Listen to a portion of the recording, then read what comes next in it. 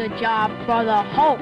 The Incredible Hulk with a face that's mean, lots of muscle and skin that's green. Superhero Hulk. Good job, handsome. The Incredible Hulk and Spider-Man from the Superhero Collection, each sold separately by Mego.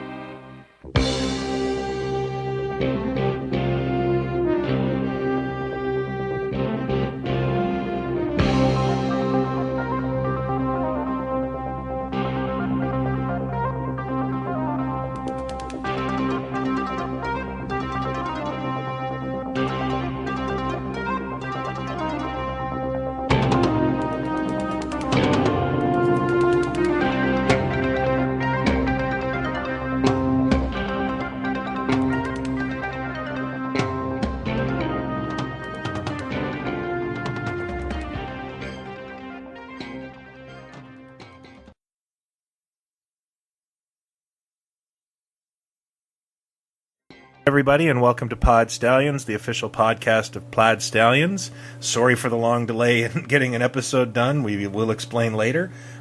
With me, as always, is my partner and co-host, Jason Lindsay. Hi, everybody. And we also have a special guest this episode in the form of author, cartoonist, actually best-selling author, cartoonist, comic store entrepreneur, YouTube sensation, hat enjoyer, Art Baltazar. It's me. Hey, man. Welcome aboard, Art. Oh, yeah, man. And Hey, Art. Welcome to the show. Thank you, sir. I'm a big fan. This is perfect timing because Art and I and a number of other people are putting on the annual Mego convention next weekend in beautiful Skokie, Illinois. That's right. And it is called Aw Yeah Mego Meet. And that is a merger of Art's brand, Aw Yeah Comics, and the Mego Meet brand, which is Mego. Mego Museums, yeah. Yeah. So we thought this would be a real fun trip down Mego Lane. This is by no means our last kick at Mego. We'll just call this Mego Part 1 because for those that don't know me, I used to actually host a podcast that was, or co-host a podcast that was all Mego. And Jason was a regular guest. Were you ever on it, Art? I was. That's I right. might have been on there once, or I don't know if twice, but I know once. I interviewed you for it. I remember that. Yeah. Now. Yeah. See, I was on it too? You were like Buck Henry. Was I? Yeah, you were on all the time. Wait, what did we talk about, though? The Mego Museum. Well, you were at the time, Biff Bang Pow was producing an ocean of 8-inch figures. Oh, yes. Mm-hmm. Okay, so I remember now. So it was more talking to me about the possibilities for... Yes, I remember. Yes. I was the Buck Henry of the Museum podcast. I think you were the number one co-chair guest. I think so. I think I was in line to get the hosting gig, but the show, is no longer... If one of you dropped out... But, I was going to be the David Brenner of the Mego Museum podcast, but, the show just kind of went away, so... Well, instead... There goes my dream. Well, you know what? I loved doing it, but I hated being limited by the format, and that's why you and I started Pod Stallions, because we could just talk about anything. Oh, yeah! See, it's all coming together now. And now it's kind of ironic we're circling back to Mego. But it all comes back home, with the guest. Yeah, exactly. But it is my first toy love, and I think you're kind of equal to that, Art, right? Been. Those are my first, the first toys ever. Yeah. And I'm just of that age where I think Big Jim and G.I. Joe were over by the time I was 5.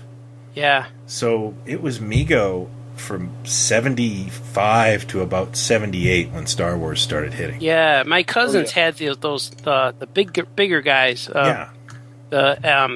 G.I. Joe and even those other guys, Warpath guys. Oh, like Big Jim? Big Jim is Warpath, and then Johnny West was out at the time too. Yeah, those were a little bit too... I was too little. Yeah. I was maybe 3 or 4 when those guys were out. I can honestly remember going to a kid's house, and he had just gotten a Mego Batman and Superman. Yeah. And they still had the gloves, and he's like, and I got another guy we can use. And, I wanted to play with these... I hadn't seen a perfect Batman in a long time, Mm-hmm. And he hands me his brother's old Johnny West. I was like, you can be Johnny. And you might as well have just handed me a sock. It's like, I'm going home now. Yeah.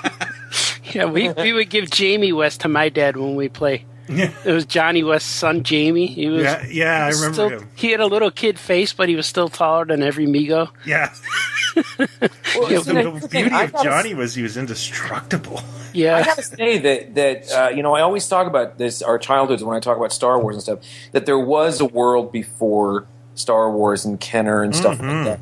And, I think, the more I sort of recall, there was vaguely a world before Mego, but it was only like I have vague sort of hazy recollections of the 12-inch GI Joes, probably from a cousin or something, or my brothers are older than me. They're like 10 years older, so they wouldn't have had those GI Joes necessarily sitting around. There were Hot Wheel cars and things like that, and maybe the Fisher Price type people, but I mean, Ground Zero really was Mego for me. I mean, that was. I mean, I had, if I had the Star Trek stuff, and the first three characters, and the Enterprise and the Planet of the Apes stuff, we're looking at 74, 75 for this stuff, right? Mm-hmm. Yeah, probably. So I was 74. Trek is 75. Yeah, so I was right in that pocket because I remember them on, being excited about finding them and seeing them for the first time, and then discovering that there was a phaser thing, and then the communicator. So it was all right there, and that was really right before Star Wars hit. So those things, I must have gotten all those things, right then, and those were my action figures. I mean, those were just the universal ones, that kind of went with everything, and then the superhero ones, etc. So, did you ever get bummed when you would see a toy line and they weren't Mego sized? Like I remember, I distinctly remember going, "Oh, that's something," and I can't remember what it was because, Mego created that 8-inch figure format, and because they just lucked out with the three hottest licenses the early '70s could provide, like superheroes, and then the next year they had apes. And then the next year they had Star Trek, that everybody had to just copy them. Mm-hmm. And so if somebody didn't, and I'm struggling now to figure out what I'm trying to remember. Yeah. But it was, for me, honestly, it was more like, it just didn't occur to me. Like, the thing it was actually almost the opposite. When I got into Migos, and since I've been a kid, I love, and to this day, when it comes to, like, the thing we talked about, which got deleted, unfortunately, but the thing we were talking about with current stuff that's hit that we wish we had back in the day, and one of them is the new Danger Mouse animated series. Right. And there's the Mark IV car vehicle by Jazzwares. This is like $15. You can get it through Amazon. The car, the wings pop out, the boot opens up, whatever, and it comes with a little figure of Danger Mouse to go behind the wheel. To this day, I love the notion of a certain size, character or figure that goes with a vehicle or a playset, etc. So it's actually the opposite. If I'd see anything in larger scale than Mego, it kind of turned me off because I knew that there weren't going to be, cars and playset things to kind of go with it. Yeah. So if anything, it kind of turned me off. That seemed like more of a ripoff. That this. And these, I always looked at the Mego stuff as kind of interchangeable too. Like, just because, it was a universe. Yeah, this character didn't belong with this show doesn't mean you can use him as a gorilla, that showed up on the Enterprise or whatever. And that's, I used to use Starsky was my Bruce Banner, David Banner, because he looked more like David Banner, So he was always my guy with the torn up pants. So he never had clothes on. That's funny. My Davy Crockett was I put an old Batman suit on him, and I used a green marker. He was the Green Lantern, because Challenge of the Super Friends, I didn't have everybody. The Scarecrow was just a paper doll I made and put clothes on. I think I put the Falcon in General Urko's top and made him Black Vulcan. Oh, yeah. Oh, nice. And I'm just trying to think. Oh, and Sinestro was just Action Jackson with purple on his face. Mm-hmm. And I remember constantly having to update the purple marker because it would just come off. But I built a cardboard Legion of Doom, and Oh, did you? I would walk it down the street to my friend's house every Saturday morning because he had better Migos than me.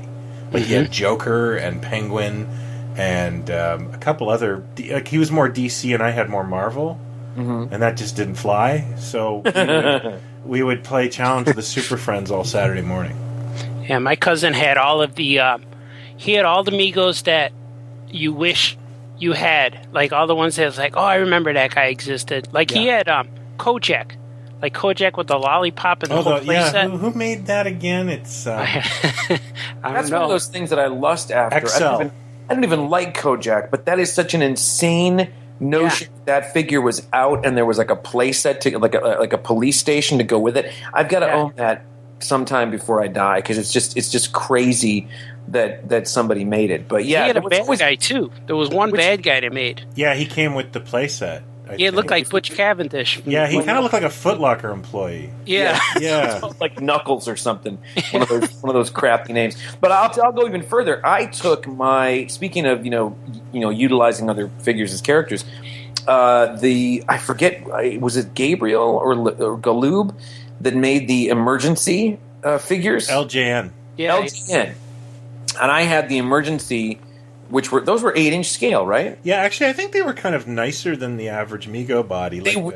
They were cool because they had it didn't look anything like the characters from the show, but they had their jackets had zips on them. Yeah, and they had cool looking boots and stuff. I used them as just various everyman. Like if I needed one guy to be Peter Parker one day, or James Bond, or an astronaut for the Planet of the Apes stuff, then those were kind of the substitutes. Because I don't think I ever had the Apes TV series characters. But maybe we should go back, like we do in the show when we talk about whatever we're talking about, is go back to maybe the first kind of thing you can remember. Like, Ryan, you were mentioning going over to someone's house and they had Batman and Superman or something. Was that first exposure to what? Oh, actually, I can't tell you because it's too rooted in childhood. Like, I don't remember my first Mego. Because I think Migos came out in 73 in Canada. Mm-hmm. I was 2. Right. So, wow. The only thing I can tell you is it must have been very, very early, and this is an embarrassing story, but I lost Batman's cape under the couch. And I was probably 2.5, and I said to my mom, I need you to lift up the couch because Batman's flop's under there. And she's like, his what? His flop. I didn't know what a cape was. I think I was using the word flop. My parents will still joke about Superman and his flop today. That's 40 some odd years later. So it's a really early rooted memory. Mm-hmm. And I would say probably my first Mego would have had to have been Action Jackson, because my dad bought them on closeout from the Mego Canada distributor. They way over ordered. And I later discovered why, because I spoke to the son of the Morris Kotzer, the original owner of Parkdale Novelty, and it was Mego launched Action Jackson in a special. They always had these Toy Fair extravaganzas, and that year was Action Jackson was launched by Milton Berle. Oh yeah, I did hear about that. And what Lauren told me was. His dad loved Milton Berle, had a bit too much to drink at the party, and over-ordered Action Jackson. That's awesome. Wow. Mm-hmm. And they were doing all kinds of cool things. What the hell does Milton Berle got to do with... What the hell? Uncle Milty, yeah. Mego got Darren McGavern to dress up as Captain Eagle and do the Eagle Force launch. Oh, that's right. Yeah. And I think for the launch of the Dominoes, they got Kathy Lee Crosby from That's Incredible. Which sort of makes sense. That's funny. Yeah. Do you remember before Migos, like you, my first Mego was probably removable Batman cowl, Yeah. And Robin, and I thought Robin looked weird because his legs had rivets in them. His knees look weird. Yeah, I do remember that. You remember before Migos, there were these little Batman and Robin guys, and Superman. They were like PVCs. Oh, the Chemtoy figures. Are they like from Hong Kong, right? Yeah, they're like super sloppy looking. Yeah, Superman had brown hair. Yeah. Yeah, and those I used to play with those guys like crazy. They were everything to me. Those were action figures to me. Those were which toys. ones? Which ones? It was Batman. He was a little PVC plastic, probably about 3 inches tall. Yeah. And he had his hands on his waist, and Robin had his arms folded, and Superman was breaking a chain. Or there's another one of Clark Kent ripping open the Superman costume too. Yeah. Yeah, and Superman had brown hair. And he almost had brown hair it almost looks like he was painted to look like George Reeves. Yeah, they're basically cake toppers. Yeah. Oh, okay. You know? And they still use the molds, like when the Batman movie came out, Michael Keaton. Yeah. They reused the molds to recast, but the PVCs were even smaller. They were about 2 inches now. They were real small. But those are the first ones that before Mego came. That was Batman and Robin figures. And I remember my Batman had he got scraped on the cement, so his chest was all scratched. Yeah.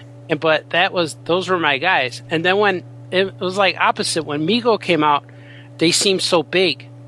And then we had Batman and Robin, and we would lose them. The shoes would break, and we would lose gloves and stuff.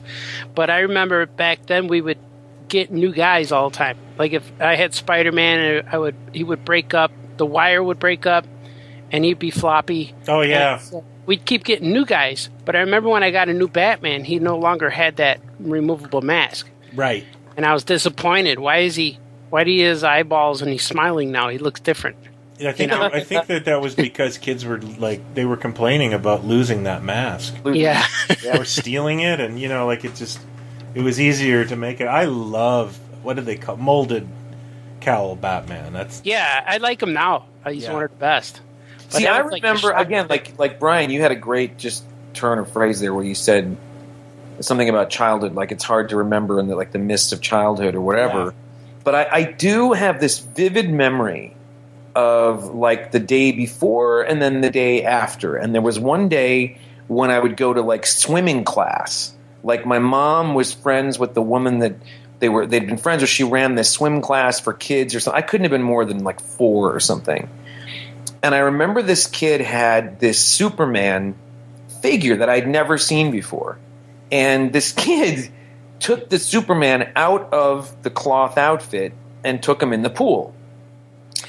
And then while he was doing that, I was fascinated by the outfit. And I was using my hand to kind of fly the outfit around. Yeah. And then my mom kind of came over and said, "Put that, that's not yours. Just put it down." But the second part of my brain went, "I can't believe this kid's, taking his figure in the pool. What's wrong with this kid?" but then I kind of bugged her about it. What was that? Where did he get it, sort of thing. And then I keep going back to the Woolworths in the Maplewood Mall in St. Paul that had a lot of Mego stuff, and Borgstrom Pharmacy in St. Paul too had a lot of Megos.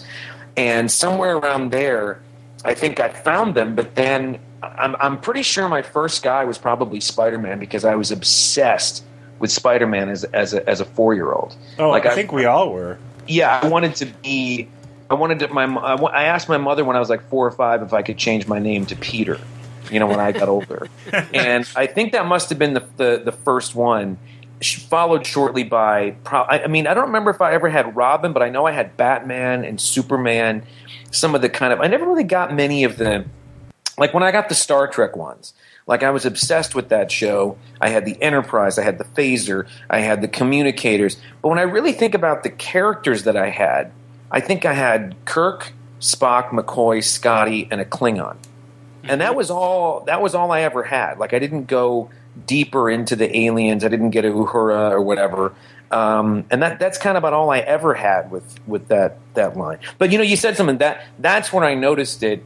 I could not get my brain around why McCoy's wrists were different than the other two. McCoy had those metal implants in the wrist. Yeah. He had clearly had wrist replacement surgery, and he had these big metal balls, in where the wrist joint was. Yeah, they must have changed the body about 3 times in the first couple of years before they settled on what became what we in the inner circle of Megodom call the Type 2 body. The Type 2 body, and that body was before then, like if they did a character like Tarzan, they gave him a full cloth bodysuit because it covered all the joints. Mm-hmm. Yeah. So Tarzan looks like he's wearing, when George on Seinfeld runs around naked, he wears that bodysuit. Right. The Tarzan kind of looks like bodysuit man. But when they did Conan, just 2 years later, Conan, they just put a loincloth on the Type 2 body because they didn't have clunky joints anymore. Yeah, and he did, but he always looked skinny to me, Conan. Yeah, well, I never liked him so much as a kid. Yeah. Yeah, like I don't know what you guys, like, where you grew up, if you had a good selection, but I'm telling you, where I grew up, it was like Hulk Spider-Manville. Yeah. So like the back of the card used to anger me, because it was like, oh, I don't see Green Goblin. There's a lizard. Yeah. I had a few of them because my dad was friends with a guy who owned a toy store, and in fact, they used to go to Toy Fair together in the 70s. Wow. Wow. And he used to have like this, almost like this area just full of Megos that I'd never seen before, because it was all like the unsold things. So I'd be like Friar Tuck, Wizard of Oz, Catwoman, and I've famously probably told this story before, but every time I saw one of the Super Gals, I swore I'd buy it, but the whole idea of buying a girl doll drove me crazy, and I couldn't do it. And I secretly wanted Batgirl, Catwoman, like I wanted them all. Yeah. And I just couldn't. I couldn't bring myself, and I finally broke down. I said, I know how I can do it. I can order them out of the comics. And I circled like Invisible Girl, Human Torch, Thing, Batgirl, and I took my first communion money and I said to my mom, I want to do this. And my parents said, well, yeah, it's really hard to get a money order, which I found out they were kind of lying.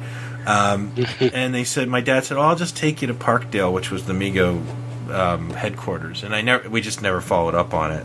So that's probably why I'm here right now discussing dolls with you. Right, it's became an obsession. Yeah, you need those females. Because whenever I had a female Mego, I had Wonder Woman. I got her for Christmas one time. No kidding, eh?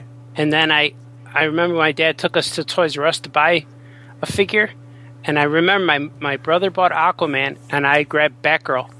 And I kept feeling weird that I was buying Batgirl instead of like Superman or the Thing or something.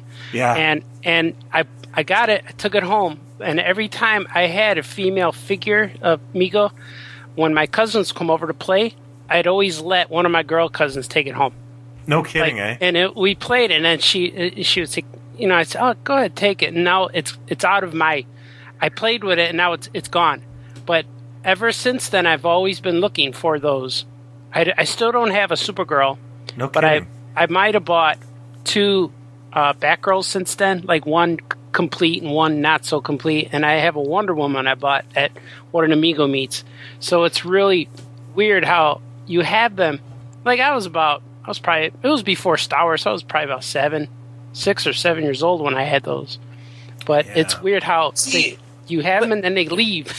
Yeah. Yeah, but it's funny though. Back to what you just said, Brian. It's funny that you say that because it's like as happens a lot of times on the show when we talk about stuff. A memory or a thought doesn't really click until you just all of a sudden say something and you go, oh, that's right. Yet when I go back and think about it, and I see these amazing pictures on the Plaid Stallions, site, these store photos of rows upon rows of Mego characters, whatever. I don't remember walking into a store and just having my pick of like dozens of characters ever for any of these lines. Maybe that's why I didn't go further and deeper with. I know the Star Trek, the Alien stuff was a limited, but I think I remember seeing like the Charon, like on the shelf or on a peg once or something. I remember the artwork on the card, but like the superhero stuff, like. I never had I don't know if I ever saw Batgirl or Wonder Woman or any of these characters. I saw some of the Marvel characters more. Yeah. Maybe I wasn't noticing as much, but I think I had the Thing, stuff that I thought was just kind of cool look. Like I had the Hulk, of course. Yeah. But yeah, it was mostly Hulk and Spider-Man kind of everywhere. And I know they were hugely popular, but you know what? I do have a question though. When you think back about that. How deep, and it truly is kind of crazy when you look back at some of the choices Mego made. and how they went deep on certain things. With characters in DC and Marvel, but like then there were certain ones that were popular at the time that sort of didn't happen, like Daredevil or Ghost Rider, or some of that stuff. Was there who was kind of making some of these decisions? Because it's kind of extraordinary, the stuff that did. Like there was never a Doctor Strange. There was a Doctor Strange rubber figure, a dangler. Yeah. And a Red Skull too. And a Red Skull, yeah. but not in Mego form. Did who was making all these sort of decisions? I've tried to get, like, Scott and myself have tried to get the answers to that, and it's hard because I think what we're dealing with here is a lot of people who they're adults and there wasn't geeks quite the same way. Mm-hmm. And I will tell you that Tarzan, I asked why Tarzan was included because it seemed like an odd choice.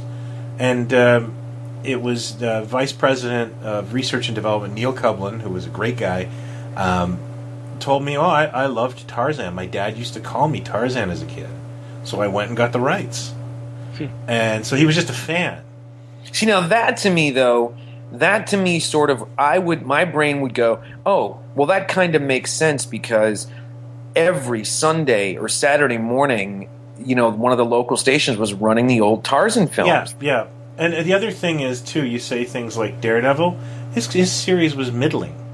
And he never had any television exposure. Right. So, if you look at it, the first World's Greatest Superheroes, the reason they chose to do those characters was because there was a TV program at the time called World's Greatest Superheroes on, like, New York's Channel 5, is what I'm told. Mm-hmm. And it was reruns of the Filmation Aquaman, Superman, Batman and Robin cartoons. That's right. And then the those little Marvel cartoons that would they were real static. Yeah, animation. And they got the rights to Marvel slightly after, and they went with Spider-Man and Captain America, the two stalwarts, and both of them had cartoons.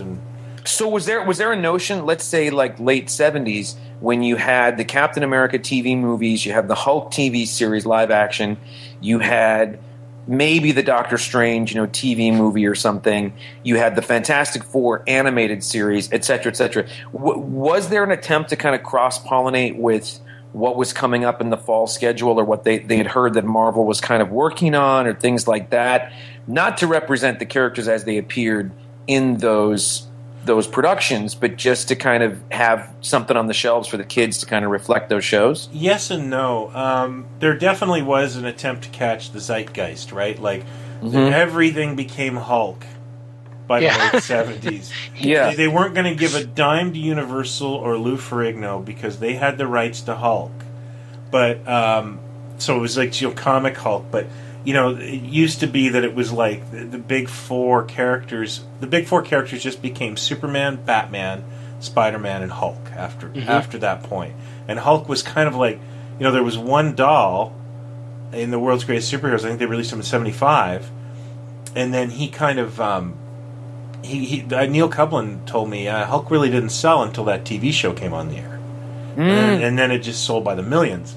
And the same thing with Wonder Woman. They actually took the 8-inch Wonder Woman out of the World's Greatest Superhero assortment and marketed a 12-inch fashion doll with other characters. And they put Linda Carter on the box, and apparently she flipped out and wanted $20,000 to keep it on. And of course, there's a version with her on the box, and then there's a version without her on the box. So you get Mego's answer. The only other thing I can say that, because, there's rumors that they were going to do a 12-inch Doctor Strange. Spider-Man sold well before he was on television because he was on television. I mean, he was on, his cartoon was syndicated everywhere. Mm-hmm. The only one I can really say that they made a concerted effort with, and it didn't work too well, was when the Plastic Man series was airing. They were supposed to get a bunch of different Plastic Man products out, but the only thing they got out was the Elastic Heroes stretch doll. Yeah, and that's a hard one to find, too. It is. And, because all of them are hard to find because Mego didn't use the same quality of latex or something. They exploded. And they exploded right away. And, in fact, I talked to somebody who was helping set up Toy Fair '79 once, and he said the stuff they brought to display had exploded. Wow. So they were like, "Wow, these are crappy." Wonder if anybody has a cast of the original Plastic Man head from Mego. Oh yeah, you can get them from. You mean like they were going to do an action figure as well? Yeah, to make a custom. Of Plastic Man, but using the original head. I don't know. I think I may know somebody who was sculpting it, but I can't quite remember. It's more of a rumor. Like there was supposed to be a 12-inch Plastic Man at one time. And same with Mr. Fantastic, they had him on the package. Yeah, that's something that drives me crazy. I don't know if you know this, Jason, but the 12-inch Mego superheroes, they first came out in Canada. Same guy who overordered the Action Jacksons, Morris Kotzer, he created the 12-inch superheroes. He felt that there was a demand. Okay. And so Mego was balking at doing it, and he said, I'll order the minimum.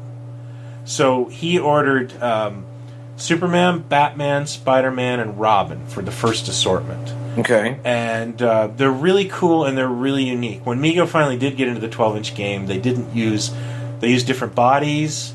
And in the case of Superman and Robin, they changed the head sculpt. The Robin was actually like 10 inches tall, so Batman and Robin were like a proportionate height.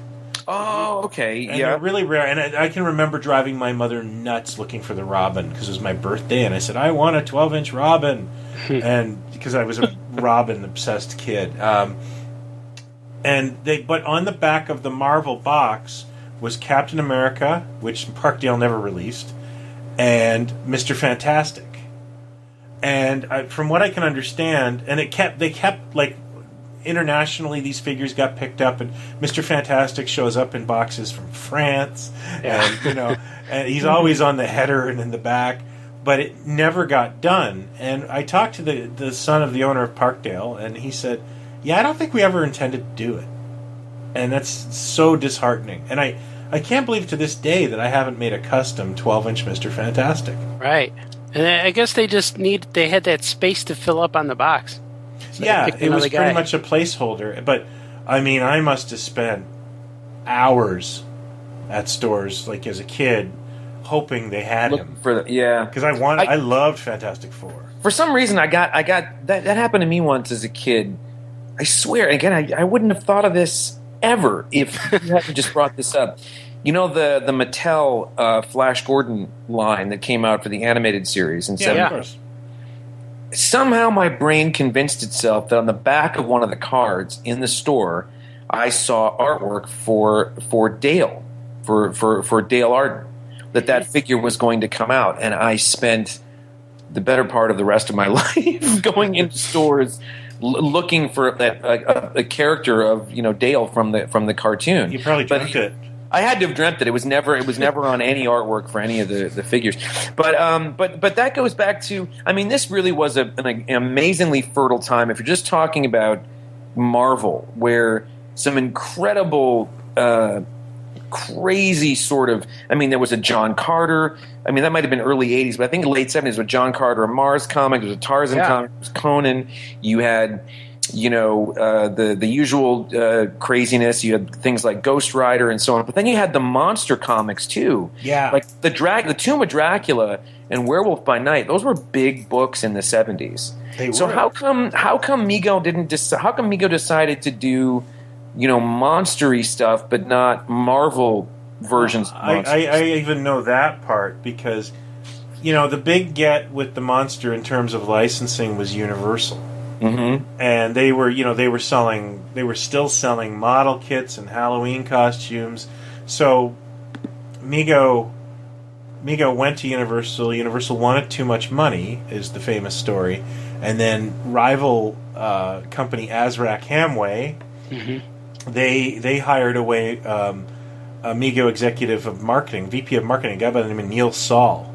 Mm-hmm. And one of the first things Neil Saul did was he started getting Batman and Spider-Man licenses, and for toy cars and stuff like that.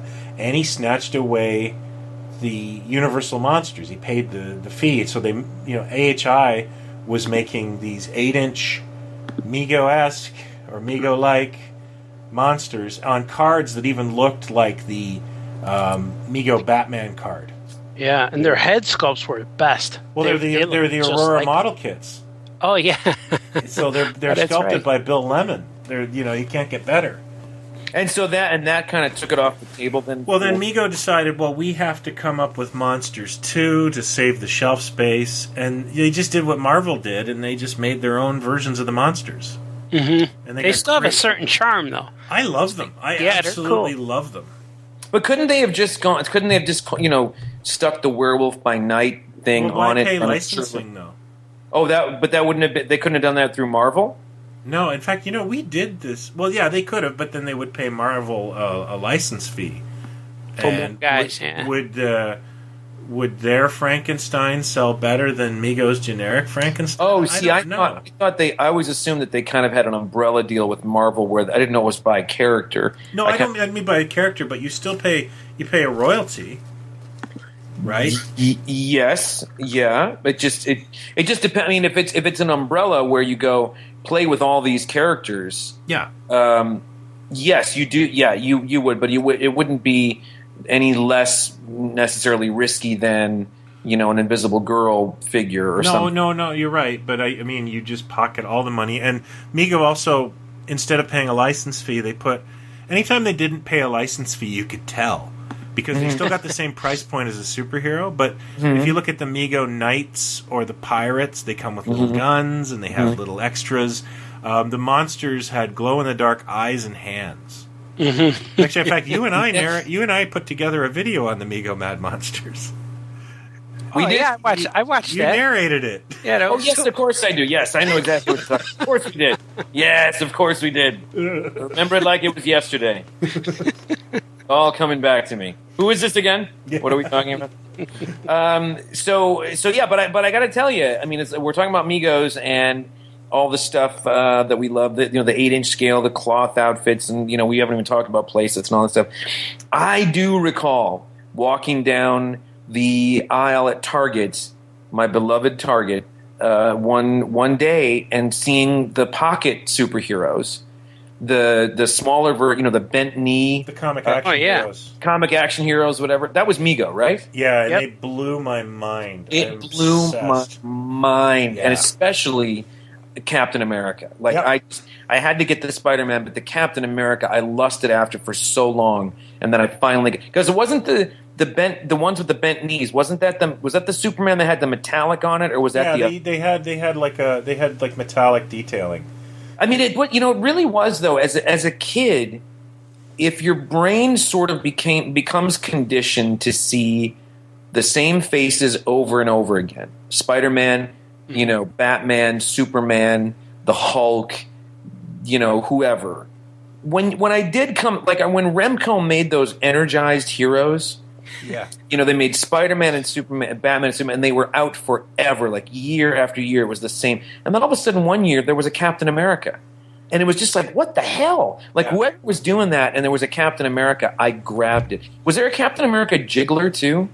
No, I don't think there was. Was there a Bendy or something? Yeah, or there was a bendy. And, I couldn't agree more because if I was out with my mom and I saw, like, Falcon, it was like, oh my God, Falcon! Like that would be the only because you hadn't seen him ever.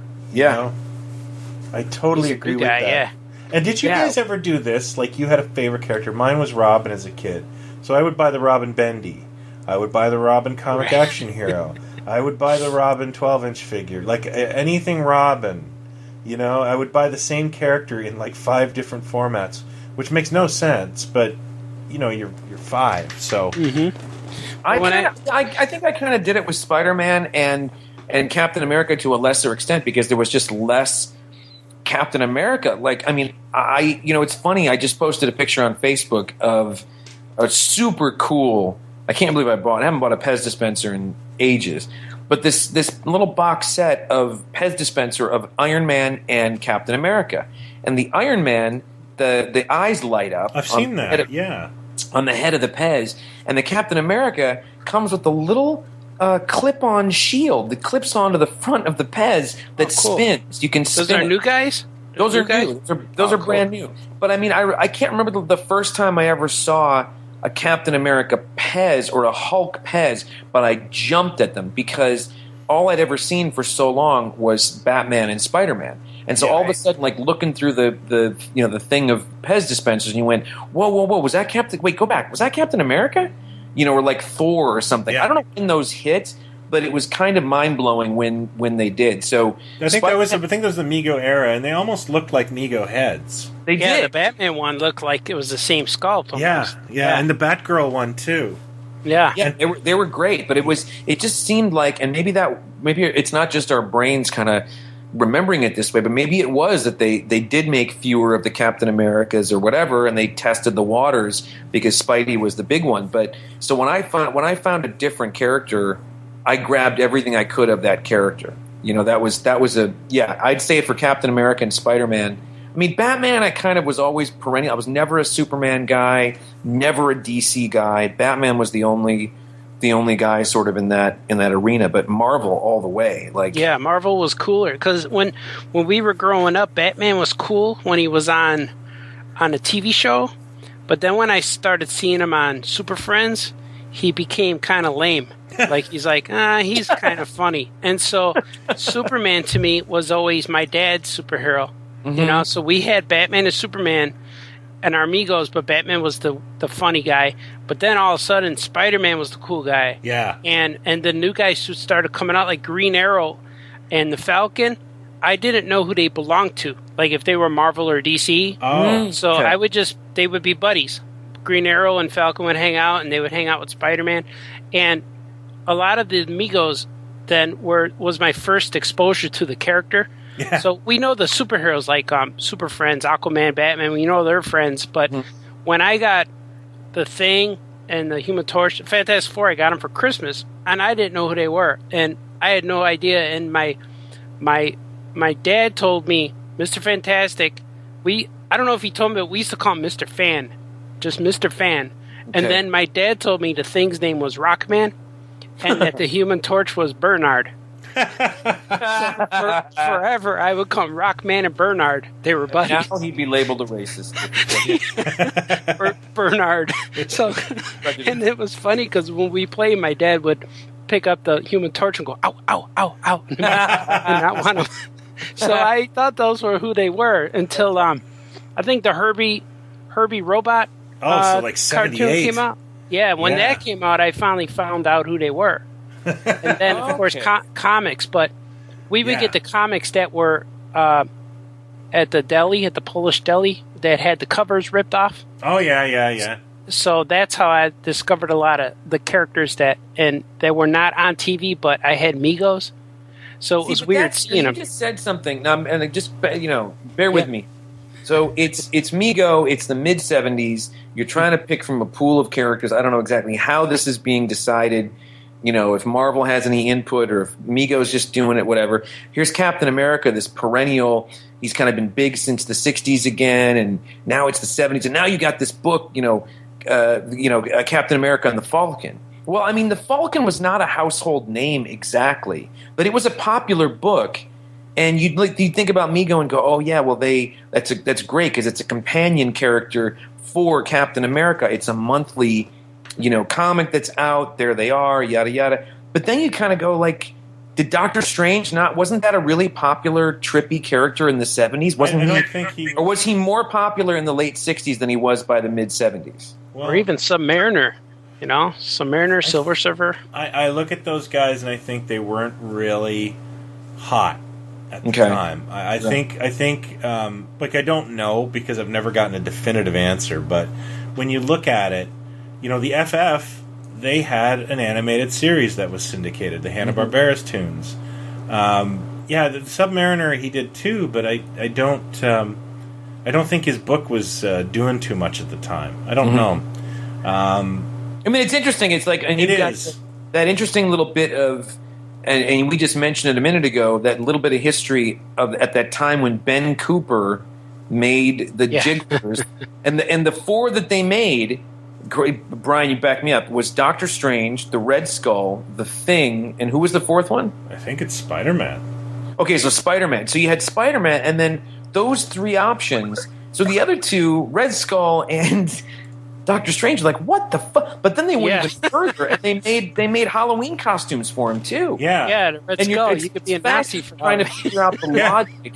In hindsight, trying to suss out the logic from back then. Going, did they think that Doctor Strange TV movie might have ended up being a series? Did they think Red Skull was going to show up in the TV movies, the Captain America TV movie? Like, it's really and then nothing else. That's just kind of it. It's kind of all there is. Yeah, it's a kind of wild. Like, the Thing made sense because if you guys remember, and I don't want to make you remember, there was a terrible Thing cartoon. Thing Ring, do your thing. Yeah, with Benji Grimm and That was the wasn't best. it the Thing and the Shmoo? Yeah. Yeah. Thing meets Flintstones. As a kid, I'd flip around and go, "What a piece of shit this is." I was 8, and I'd rather watch the McNeil Lair Report than. I always wondered, like, what meeting was had, like, where that became an idea.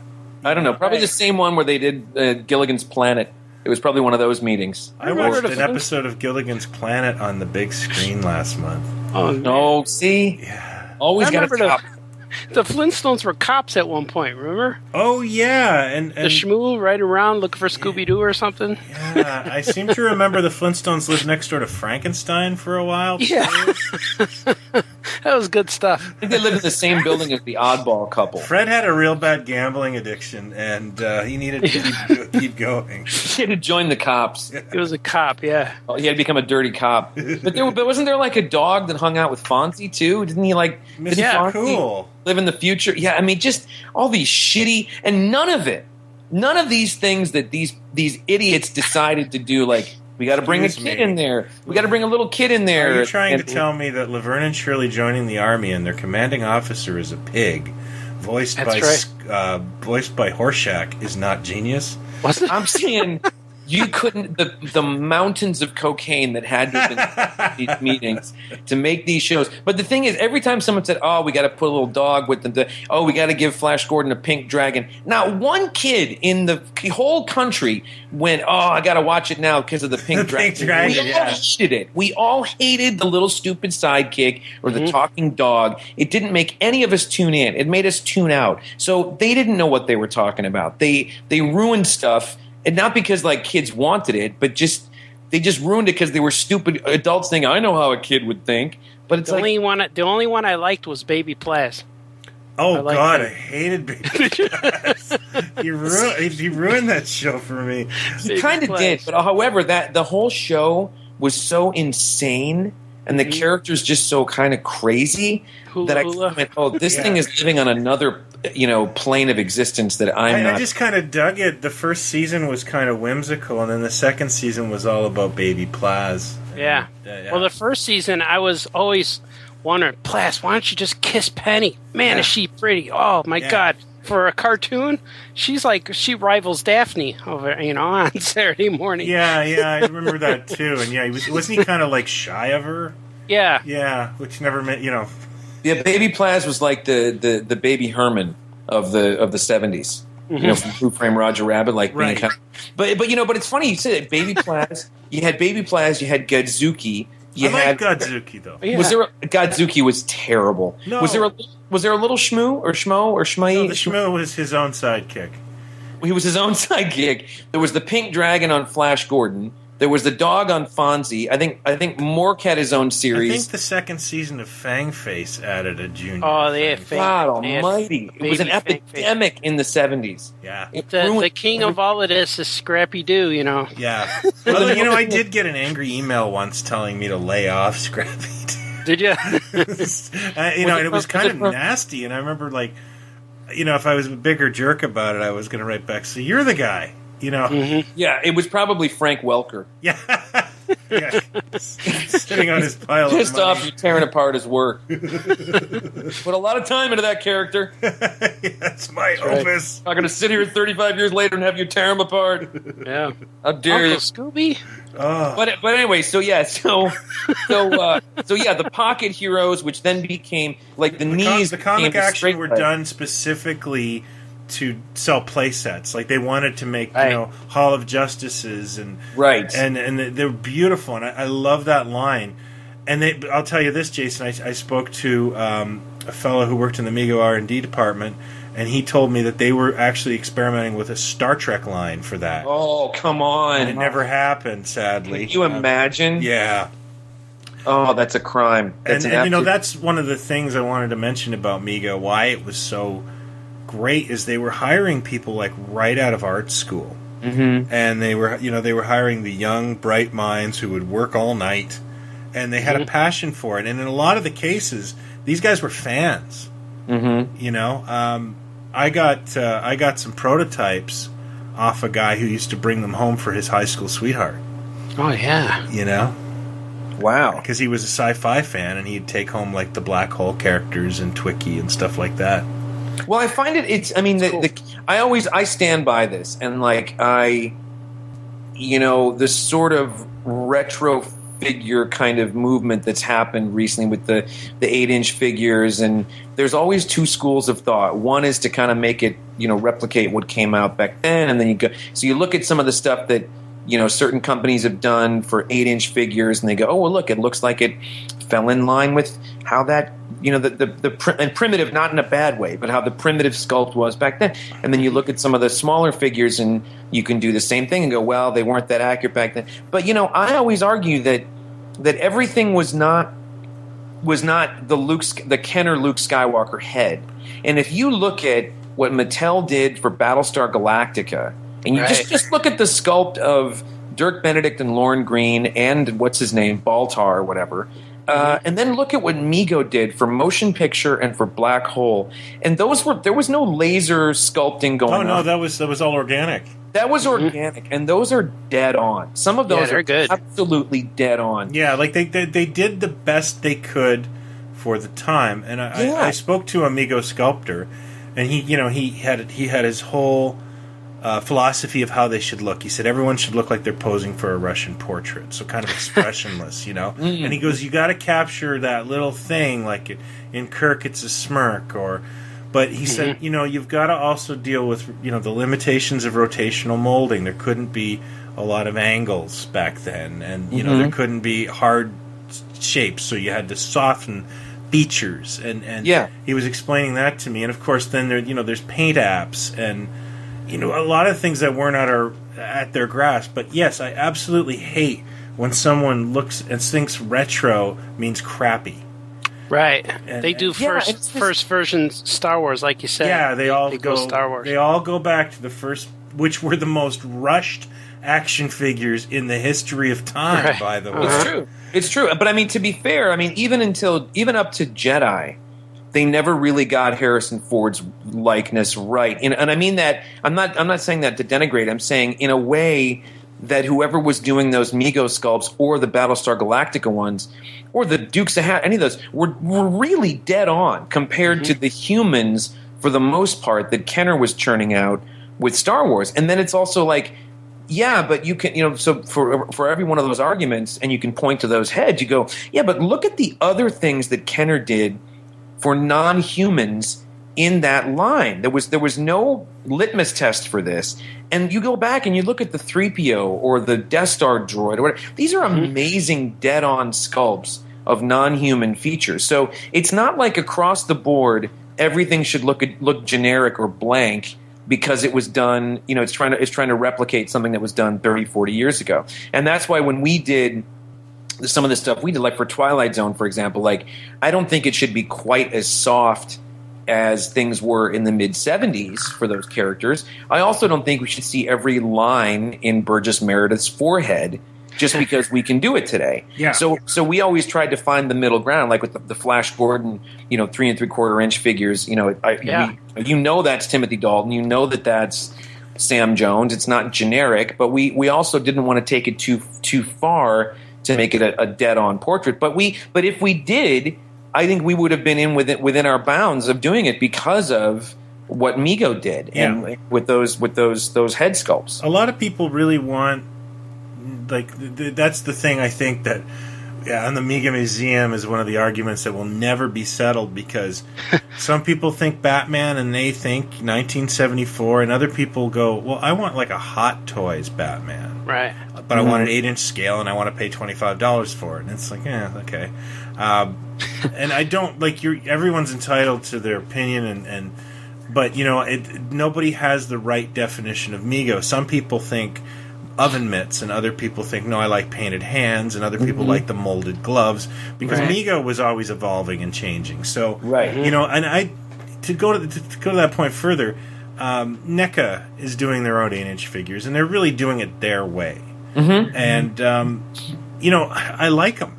I don't buy all of them, but for like characters like for Ash from Evil Dead, well, it's a hefty. I've got the Ash. That's a hefty figure. Yeah, well, but it's highly detailed too, and it's like, yeah, that works. And I like them too because they're not really following Mego format. Yeah, they're making an 8-inch figure, an 8-inch action figure, but with clothes on it. Yeah, that's they're making a modern figure. Yeah. Like the Snake Plissken, the accessories with that Snake Plissken are insane. Like, it's a really cool, it's a great sculpt, it's a great figure, but all the accessories, you never would have gotten that with a toy from way back then. And Mego, to go further with the Mego stuff, the 12-inch head sculpts, the Buck Rogers and the Black Hole, some of those head sculpts are fantastic. Yeah. You know, and very accurate. The Buck Rogers, I think, the Buck Rogers 12-inch are some of the nicest things Mego ever produced. Yeah. Yeah, they look cool. I got a magnetic Batman hanging from my basement rafter here. And we now know that was sculpted by Gene Salamacha. Really? Yeah. I was just going to say, it's one of my favorite Batman, because it looks almost like... I don't know if he looked like that back then, but it almost looks like a Christian Bale Batman. It really does. It really does. The mask is like his mouth opening is round around his chin instead. Did they do a magnetic one for Spider-Man? They must have. No, they didn't. And I remember here we go. I remember as a kid seeing the magnetic Batman around, and even as a kid at that point, I knew the logo of the company because of the commercials and everything else. And I thought, any day I'm going to see a commercial or I'm going to walk down a toy aisle and there's going to be a magnetic Spider-Man, which is really the one that everybody thought, here's what happened. They proposed it. It was in the catalog. I even know a fellow by the name of Rob, whose dad worked for Mego. He said he actually owned it. No, I believe him, because his dad was high up at Mego. And... but then they decided to create web-spinning Spider-Man. You know, they kind of came up. I don't know if a toy inventor brought them this invention, or they just kind of came up with it on their own. But the gimmick was Spidey shot webs from his arms, and I guess they decided, well, what's cooler? And this is, I think, much cooler. They put him in an awesome box that has cutouts of like. I used to have it. That's right. Yeah, Kraven the Hunter. And the right forearm is hollow. Yeah. It's a hollow piece of hollow plastic that I'm going to call this episode Memory Lane with Jason. Oh my God. Well, I had it because I had it as a kid, and then I got it years later as an adult, and then I sold it for drugs. Oh, okay. But you had cutouts of of Kraven the Hunter, right? Yeah. Crazy Electro was on there, yeah. But see, I still would have Goblin and was it Electro? I thought it was Mysterio. I still would have rather have had the magnetic one, because there has yet to be a Spider-Man figure.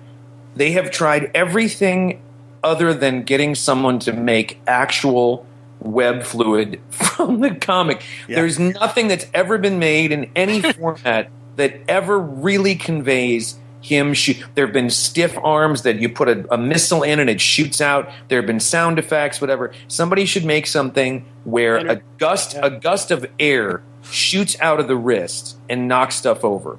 Like a powerful enough gust of air. Because any web thing is going to look stupid if you stick it in. It's going to be all messy. You know, the ones that they even made the one years ago where you put the spray can in the arm of the figure and it shoots out silly string. Yeah. It's like, it's still a 10-hour cleanup afterwards. Just let it go. Just make it a sound effect and a light and some air. You could do it like the old Nicholas Hammond show, and this really slow rope could come out. Watch out, it's going to get us. Yeah. And then they wait for the net to fall on them. Oh, yeah, that gently sail down. That was state of the art. Yeah, I remember when that show came on, and that really kicked the Spider-Man thing into high gear for me, and having to get like the car and the smaller Mego figures and the 8-inch. But then one day there was a commercial on the syndicated channel for what I now know was the 60s animated series of Spider-Man. Yeah, you didn't grow up with that, eh? I didn't only grow up with it in reruns. Oh, as a kid. But I mean, Saturday mornings, this was before the Spider-Man and His Amazing Friends in 81. There really wasn't anything, there wasn't a Spider-Man cartoon on at that point.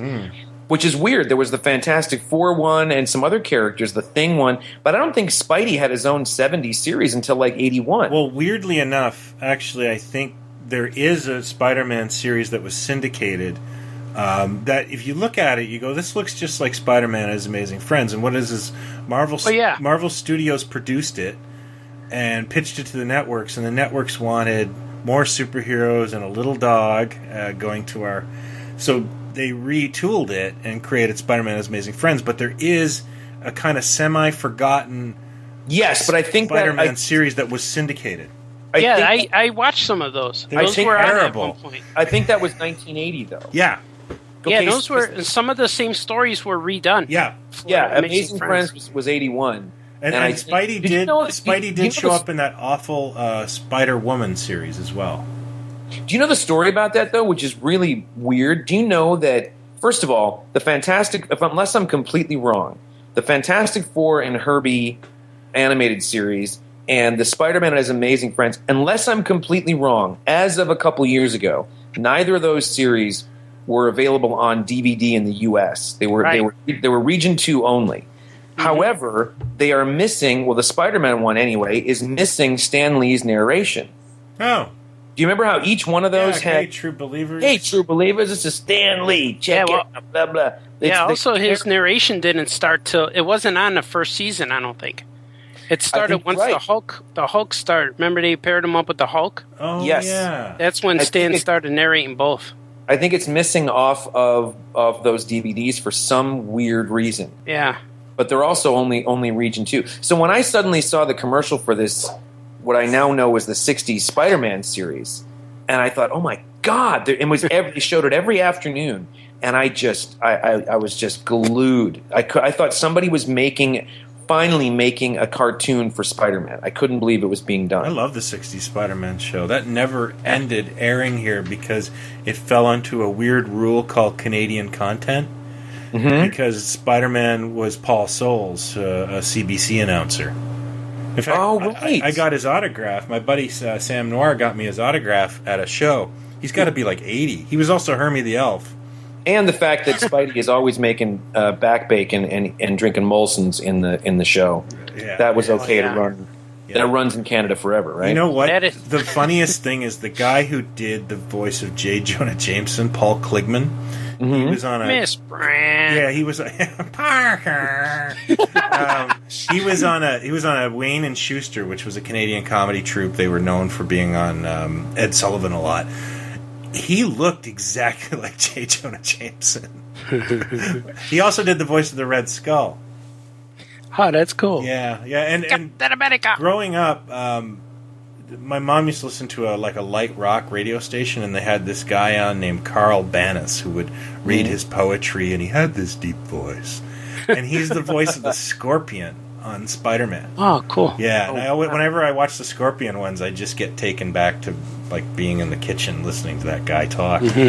Well, isn't Iron Man in the 60s ones? Isn't Iron Man Dean Wormer from Animal House? Yep. Yes. Is he really? That's brilliant. And That's brilliant. Thor, the guy who played Thor was bald and nebbishy. I can't watch those Thor cartoons because I can picture the guy. He's just this old... It's kind of like the guy who voiced Batman in the Super Friends, Olan Sewell. Have you ever actually seen him? I've never seen him. Oh, he's in a lot of Andy Griffiths and Captain Midnights, and he's like an old guy in the 50s. Wait, but I'm sorry, but the best one is is the guy who was the voice of Tarzan and Flash Gordon. Yeah. Bob Ridgely. Yeah. Who was a perfectly handsome fellow, but Bob Ridgely is the last guy you would think is the guy to go out and fight crime. Yeah. Like he just looks like someone's dad in the 70s. Plus, he played the Colonel in Boogie Nights. He played the Colonel in Boogie Nights. Thanks a lot, Sundar. Is that the guy who says, "Well, thank you very much"? Yeah. When he looked at Diggler, is that the guy? Yes, that's him. That's the Colonel. Yeah, he was also in. He was in Philadelphia too. He was in a lot of like Jonathan Demme movies, and God, he was in Blazing Saddles. He was the hangman in Blazing Saddles. But it was like you going, that's the guy that was Tarzan and Flash Gordon with Bob. That's the guy. He was good friends with. That's where the Paul Thomas Anderson thing comes from. He grew up, working and acting and stuff at a time with Ernie Anderson, Right. who was the voice of ABC. Lordy. They were friends, and Ernie Anderson is Paul Thomas Anderson's father. Yeah. And that's how they became friends. He's known him since he was a kid. Well, he's gone now, but Yeah. Anderson knew Ridgely when he was a kid. But yeah, that's like Alan Oppenheimer too. He's not exactly. You don't look at him and go, "Whoa, there's a big muscular skeleton guy." Take over the world. Well, isn't He-Man Morris the cat?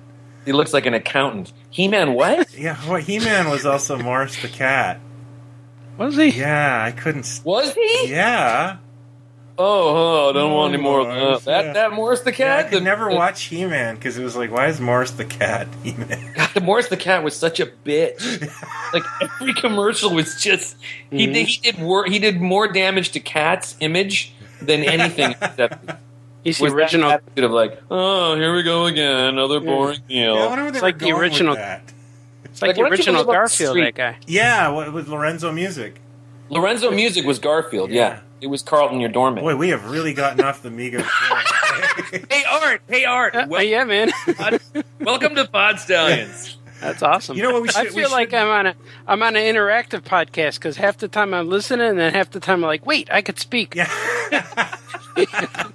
So you might hear me saying yeah a lot and agreeing. At least don't nod because we can't tell. Yeah, you can't hear the nod. That's funny. I've waved before, and I'm always embarrassed. Funny. We should Boy, talk that a little didn't bit take- that didn't about. take long. We should talk a little bit about our annual convention. Yeah. Yes, we should. And I know you've been waiting to print up the programs, but I was kind of thinking this year I'd be able to make it out for it. And you're going to come? I am not going to make it out. I am not going to make it. The universe has conspired against me once more, and too much stuff going on, and this back issue that I've had for a few months. So I'm going to have to miss it, and I'm sorry, but I want a full report at every moment. Well, I will be. You can follow my Twitter for the Mego Meet, which would be at Mego Museum. And, of course, Facebook.com, I think it's MegoMuseum.com, DOTS. And I retweet everything you post pretty much. You do. It's like by following two of us. That's yeah. right. And, You're going to go, right? You're going to be there, right? well, Yeah, it's I'll in be his there. backyard. I'd be mad if he didn't show Oh, up. Yeah. nice. It's so weird because last 2 years ago or whatever, when we found out that I overheard that we were kind of outgrowing our stay the last place. Well, wasn't it? Yeah, what it was, we had, it actually was, we got the wonderful people at the Toy and Train Museum in Wheeling, West Right. Virginia. They hosted us for 10 years. Oh, wow. They were fabulous to us, and we were really comfy and homey, and there was something very familiar about it. And I mean, I loved it. I loved the ritual, but the fact is that, we were in the basement of a toy museum in Wheeling, West Virginia. There's no airports, and people were starting to say, there's nothing to do for my family here. And we started saying, well, we should probably move it just somewhere else and see if we can't bring in new people, and some of the old ones will follow us. And it's always a drive for me and Steve, who co-runs it with me. Well, Steve does all the work and I take all the credit.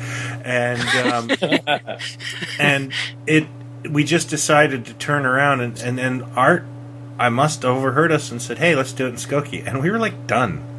Yeah, and I said, what if you moved it to Skokie and have it and comics guys could help promote and everything? And they're like, yeah. And by the time I went back to walking back to my table, people were saying, so Mego Meet's going to be in Skokie next year? I'm like, wow, it got around fast. And we did it. And it was a big leap of faith. We had to throw a little money at it, which we never had to do before. But the first year, which would, the first year is going to be the shakiest in a new venue.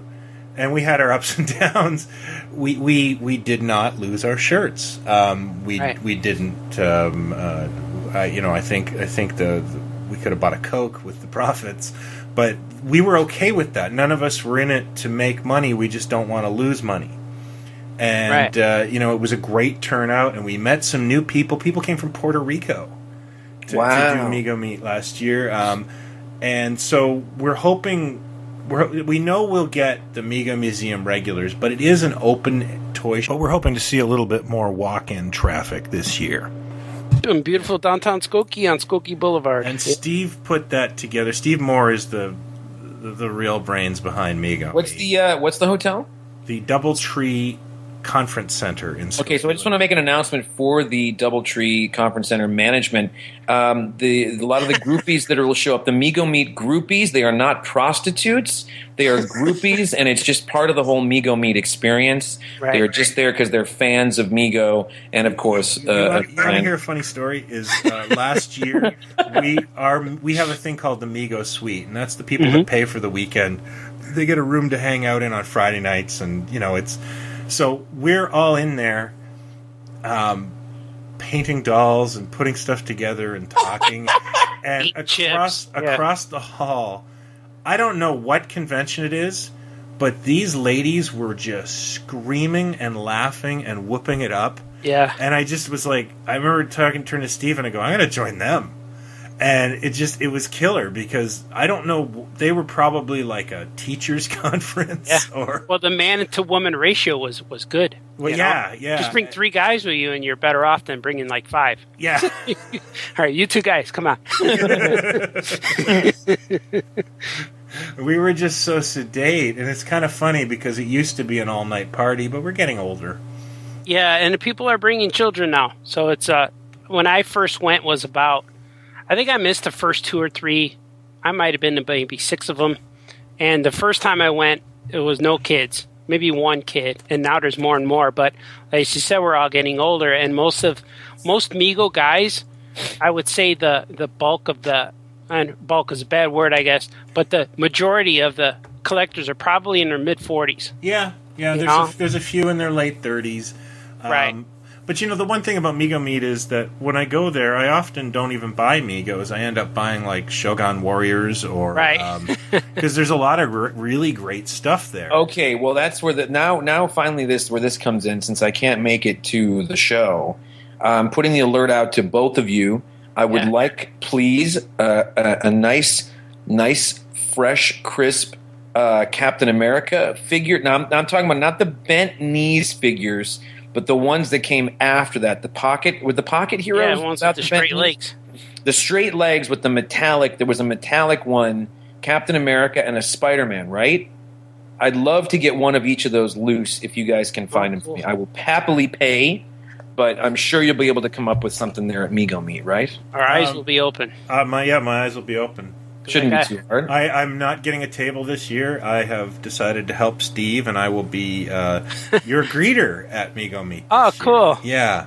Oh wait, and also, did the pocket ones just 1 second? Did the pocket ones come with like Captain America came with a shield, right? Always, yeah. And he had straight arms too, I think. Yeah, a lot of them didn't come with accessories, right?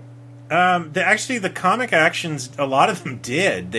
They came. The pockets kind of were skimpy on the accessories, but the comic actions. The Wonder Woman had her lasso. Batman and Robin had the bat ropes. Mm-hmm. The bat ropes. That was they were just coiled. Joker had a cane, like a little hole in their hand, in their fist. Yeah, which we should just address. The comic action heroes look as if they're in a state of self-pleasuring. They had, that. Well, fist there is that. Yes. Yeah, that Tarzan fist. Yes. and that they've thrown their back out. Yes. Yeah. Kind of at the same. If they were doing it and then threw their back out while they were doing it and can't walk. Right. Yeah, they were all meant to sit in the Batmobile at some point. Yeah, right. That was the function. That bugged me as a kid. But didn't some of them come with like little weird rock formation type bases that their feet? They all came with them. Yeah. That was such a weird. Don't you think that's such a weird idea? But you have to understand, like there No? was one 3 3/4 inch toy line out at the time, and that was the Fisher Price Adventure People. Right. These pocket heroes were before Star Wars too, right? Oh yeah, That's right. Yeah. Oh yeah. 76. Yeah. And so Mego didn't there wasn't anyone to rip off other than, and I wonder, the Adventure People came out in 75, but Mego probably was developing the comic action by that point. So I don't know. But so it's not like, oh, these are crappy 3 3/4 inch figures. These are like the second or third 3 3/4 inch line ever produced. Right. Oh no, I love them. I understood as a kid that they were. I mean, initially I didn't understand why they were in the position that they were, and then it started to kind of dawn on me. Oh well, it's easy to sit them down and stuff, which kind of made more sense than. Look, it was either you took a 5-point of articulation figure with straight legs, have them sit them down in a and look silly with the legs straight out, or you could sit them the way a person sits in a car, which is kind of what made more sense that Mego did. It's just that they looked a little more awkward when they stood upright. So six of one, half a dozen of the other. But I mean the pocket heroes kind of doubled the amount of characters that were in the knees bent ones, right? Well, they added Zod and Lex Luthor and Jor-El. Another head scratcher. That was a huge head scratcher for me as a kid. Well, they had huge heads. Not being able to figure out why none of those characters looked like Superman the movie. It made me I can tell you this again. I would point right to the fact that they had the rights to Superman, and they were not going to pay the Salkinds any money to get the costumes, right? Especially because Superman's costume in the movie looked exactly like the Mego doll. So they made a Superman that looks distinctly like Christopher Lee, but not enough, or Christopher Reeve. Mm-hmm. Although I would buy a Superman. I'd buy a Christopher Lee dressed like Superman. I'd buy that in a heartbeat. That's a nice custom. Yeah. Make that. But then if you look at the rest of the characters, they're vaguely. Like Lex Luthor looks like the Lex Luthor of the Super Friends, which is much better. I wouldn't have wanted a Gene Hackman doll. Nah. I would have wanted a Gene Hackman doll. I could have reenacted all the scenes as Popeye Doyle. Yes, of course. Connection. You were. Brando. I would have just ripped his clothes off and grabbed a Barbie and done Last Tango in Paris. So it's probably a good idea they didn't make that back in '78. Would have had a lot of confused kids. Yeah. Yeah, but wasn't there scared and confused children? Didn't you recently, or maybe it was something in the archives that someone else unearthed and posted it someplace else? But isn't there proof in one of the catalogs that there was going to be a Superman the movie themed playset? They redid the action hero playset. Yeah, they did a few different things. One of them was they took the comic action heroes Fortress of Solitude, which is actually the Hall of Justice, and they painted it white, and they put pictures of Jor-El, and they put a Pocket Hero Superman with it, and then they did the same thing with the Comic Action Heroes Exploding Bridge and Tower set. They merged those together, and it was supposed to be the Earthquake from the film. Oh, that's right. And they just didn't get enough buyer interest. Superman was not a big merchandising blitz. No. And then they were going to do a 12-inch play set as well, but all that really was a backdrop that you could switch photos from the movie. But do you think, and honestly, because Superman was a huge movie. That was really big. Yeah. But do you think that if people had walked into stores back then, or kids, and they saw that Superman the movie logo and they knew that was Lois Lane, that was Margot Kidder, and do you think that it would have made a difference on merchandise? No, I don't think so. Because, I don't know.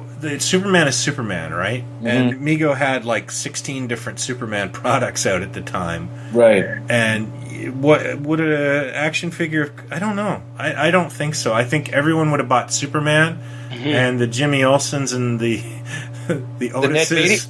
You think the Ned Beatty would have been left on the shelf? Come on. I gotta tell you that I have a theory about. Nobody would have bought Valerie Perrine. Come on, I would have. Well, you would have, Mr. Medallion Man. But I would have bought one to hang around my neck with my gold chain. Yeah. One for every room. Miss Valerie Perrine.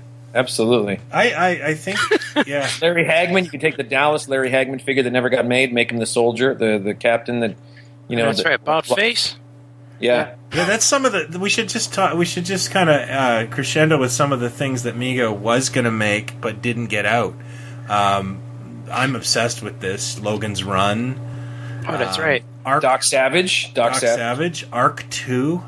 I always heard a rumor, and you can confirm this. I mean, I'm sure we've discussed it before, but now we'll get it on the air. Flash Gordon. Wasn't there a time that because they had Flash Gordon for 76 for those 10-inch figures, but was the boat ever pushed out for the film with Mego? I don't think so because Mattel already had that animated series. Right. Okay. And there's a couple of things like people always say Star Trek 2 and Mego went under and they said they would have produced figures, and I talked to two people at Mego who said Star Trek the motion picture was a huge bomb. We never wanted to see Star Trek again. Yeah. One of the other ones is Greatest American Hero, of course, which there are some prototypes floating around. That's right. They had a number of Dallas, as you mentioned. Love Boat. Dallas. Love Boat got out there. Yeah. Well, we live in an unfair world. We couldn't get Greatest American Hero, but Love Boat. Yeah, exactly. We never got Flash Gordon. I mean, I know we do now, but we never got them as kids. But there was Love Boat. But can I just? You just said something. What was the one you just said before Love? What did you say? Dallas. Dallas. Yeah. Flash Gordon. BJ and the Bear. BJ and the Bear that we're going to do? No, I talked to them about it and said, you had the CB McCall line. Were you thinking of taking those toys and making BJ and the Bear? And somebody in their R&D department told me, we thought about it, but it got shot down. So, it was very early on. They also were kicking around Man from Atlantis. Yeah, I remember that, yeah. Yeah, they were... They looked at everything and they were presented everything, and sometimes nobody taped this, but Neil Cublin there was a Mego convention in New York in 2004, and Neil Cublin was the guest of honor at the dinner, and he just couldn't be happier to talk to us, and we just threw names at him like, why didn't you do this and why didn't you do that, and he was just being very candid what he could remember, and somebody yelled out Gilligan's Island, and this is the one I remember. He goes, "Oh, we all hated that show." I remember Isn't it fascinating though the way history? I mean, at the time, here is when you think about Star Trek the motion picture, and Brian and I are both slightly fascinated with that, the movie and the lead up to it and the merchandise. Brian far more than me, but when you think about that, it's like. It couldn't lose. Like, as far as Mego was concerned, here was this show in syndication 3 times a day. The merchandise is doing great. It is the thing that no one thought ever could happen again, that this thing has a following after it's gone off the air, yada, yada. This Star Wars thing comes along and is massive. And, oh, my God, what happens next? They're going to make a Star Trek movie with new this and new that. And so you got this merchandise blitz in 79 for the motion picture, the likes of which Star Trek had never seen before or since, for one item, in one fell swoop, for one movie. And, they were let down by the film. Oh, yeah, and they didn't know that until they went and saw it, the film. They had no idea until they saw it, and they went, oh, shit. No, they said, well, we just lost $40 million. That's what they said. Yeah. Like, they must have sat there and gone, are they kidding with this shit? That was the quote. We spent a year developing all these fun, interactive adventure things. What's going on? Nothing has happened in 90 minutes. I haven't even gone to the bathroom. That was the first movie I watched from the lobby. Oh, really? Yeah, I had to walk out, and we got our tickets free from McDonald's Happy Meals. You were 9. You walked out of a movie? I couldn't take it. We went and looked at the candy. I was more interested in the Snickers bars. You know what? We played flipsies, with trading cards in the lobby for at least 10 minutes during that film. I remember being no, that was my friend. I saw it with my dad, and there was a weird silence between me and my dad.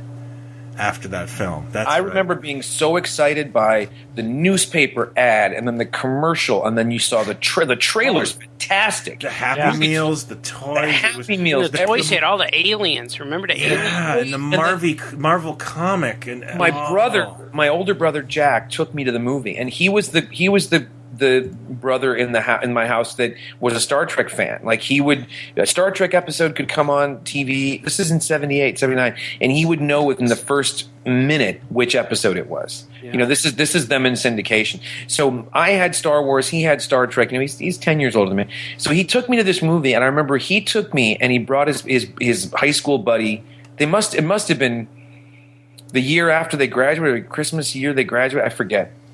And he brought his buddy Paul, and I remember just being enraptured, like what the and kept waiting for the story to kick. I mean, I was 9, but I kept waiting for at some moment some kind of escapade is going to kick in, and it's all going to make sense, and this thing's going to start to move. And then I hear this snoring, and I look over to my left, and his buddy Paul was asleep. Now, he was 18 at the time, and he could have been high. Don't get me who knows? It was 1979. Yeah. But his buddy fell asleep halfway through this movie in the theater. And I sat there and I remember coming out of it just being sort of, you know, just numb. Like, I didn't go, wow, that was great, but I also was very confused as to what the hell that thing was supposed to be. I almost didn't see the black hole because of that. Because I really wanted to see that, and my dad was like, nah, we're done. Yeah, the Star Trek movie. Yeah, the Star Trek movie was that shit again. The Star Trek movie was the first time I've ever saw Star Trek anything. Oh, really? Yeah, so I went there not knowing a thing about Star Trek. So you're a lifelong Star Trek fan. And then it hurt so bad. It's like it wasn't as bad as Superman 3, but it still hurt my feelings so bad that the next time I tried it was when the movie where Kirk met God. I think it was one or number you poor 3. Thing. So I went from there, and then I said I'll try it again, and then I saw that one. I'm like, oh man, why do people like this? Wow, you just kept awful. That's like turning on every month. You turn it on, and it's Spock's brain. And that's what you have one episode. Actually, I would think that was the greatest show ever. I mean, but you know what's funny? But what's funny is like I remember as a kid seeing this movie, and I know we shouldn't be talking about the movie so much, but it was a big part of Mego at the time that they launched this brand new movie because of the history they had with the show, and by all indications, it was supposed to be this life-changing experience. But I remember at the time, and again, I can look at this from a creative standpoint too, and step back and go, maybe this was kind of bold, like the decision, the way The Empire Strikes Back went, or some of the storylines in The Force Awakens that you go, no, life isn't a big happy ending. So it is kind of bold when you think about it. But at the time, I was sitting there going, why does everyone seem to think Kirk is a douchebag? Why is it Spock doesn't want to be part of the ship? Why is Bones angry and got a giant, ZZ Top beard? What is going on with all the characters that I loved so much from the show that has been on? Like it seemed like a deliberate attempt to make everything kind of less likable and more adult or something, and then it just went off its rails because we all know how that went. But it was a lot like 2001: Space Odyssey too. Similar. It's like it wanted to have some kind of Star Wars cachet, and yet at the same time it couldn't let go, or Roddenberry, whoever it was, couldn't let go of the pretensions that the show tended to have, and then it kind of wanted to be 2001. Mm-hmm. And that was not going to – thank God the Happy Meals came out before the movie hit. They wouldn't have sold a burger if the Happy Meals came out after it launched. I still have my wrist communicator. I love the wrist communicator. Those were brilliant. The wrist communicator. Wait, the Mego one, you mean? No, the Happy Meal one. The Happy Meal one, the one that you pull the strip through and it shows the comic strip. No, it was just a piece of plastic, and you had like Spock's face on it, and okay, like a vacuum piece of plastic that clips around your wrist. They had those. They had those great little communicator things where you could pull a comic strip through it. Yeah. They had iron-on patches. That was the greatest Happy Meal of all time, probably. Yeah. The boxes happiest meal. Happiest meal. But there you go. There's the story of Mego wrapped up in Happy Meals. Yeah. So, we should probably, speaking of wrapping up, we should probably wrap this one up. I thought we'd just touch a little bit about customizing Mego. Yeah. Because, Jason, you probably don't know this, but Art's a fiend. Man, I have over. I don't know if I knew that. Maybe I did. Yeah, I have over 300 custom Mego figures that I made. Probably more now because that's the last time I counted. That was already probably 2 or 3 years ago. Really? But I have a whole bunch. Art, you're in the back of the Mego magazine, right? The one that you... Yeah. Yeah. Okay, I remember this. Well, Yeah. Muhammad Ali on the cover. That's right. Yeah. Yeah. Okay, well, then I have a request for you then, too. Yeah. So I've mentioned this to Brian before, and I, of course, will pay for your time. Jim Rockford. I want a James Garner, Jim Rockford Mego. That's cool. Are you the guy that can do it? I gotta find a head. I don't sculpt heads, but I find them and paint them, and I like taking heads like I'll take a head that a different character and transform him to a new guy. Like I'll make like be a head out there that's kind of close to Garner. Somebody probably has one. I know Gene Roddenberry. I mean, not Gene Roddenberry. Sterling, the Twilight Zone guy. What's his Rod name? Sterling. Yeah. Rod Sterling. Yeah, he kind of resembles him. I saw a head out there that made me look like him. Didn't I make one of those? I've got one from Hyler. Yeah. Yeah. Oh, that's right. Because his widow Carol will not allow him to be represented in sculpted form and likeness form. That's Fine. Well, maybe Cooter from the from Dukes of Hazzard kind of looks like a Rockford. Well, maybe his hair's too you long. can turn Cooter into James Garner. You're a miracle. I will be giving you some lead, and I'd like gold. Yeah. But I love those Titan toys. They're little 3-inch. Squishy looking guys. They're short with big heads. Yeah. I like those because I take the heads off and put them on Mego bodies. But the heads are really big. They're even bigger than the Figures toy heads. Yeah. But once they go on there, they look cool as a set. So I made a lot of custom Breaking Bad figures. Yeah. Wait, are you talking about? I know the Titans ones because I've got some from Alien, the ones that came out from Alien. Yeah. You've got that. You take that head and make it into an 8-inch figure. Yeah, the head is real big. It's big though, right? It still looks cool. Like when you do the whole set. Like if I just did like a Walter White figure and put him next to Superman, he looks weird.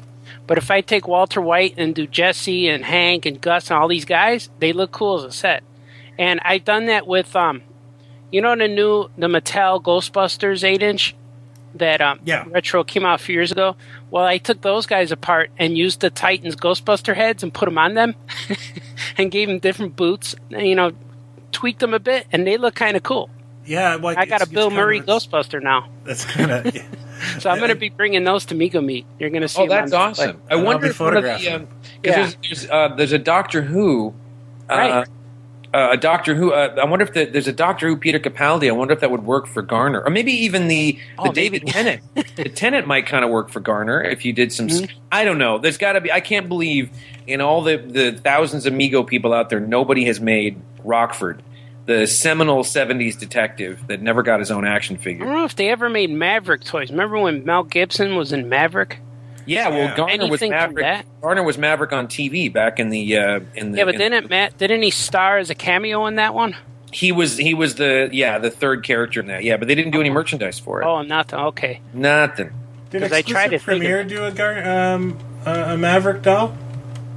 They did a Wild Wild West. They did not do a Maverick. Oh, that's too bad. I would have been all over that if they would have. We'll get to the bottom of it. Yeah, we'll figure. Yeah, someone looks like him. God, they've made Steve McQueen like 2 or 3 different times. They've never made Garner, not even from The Great Escape. They haven't done anything.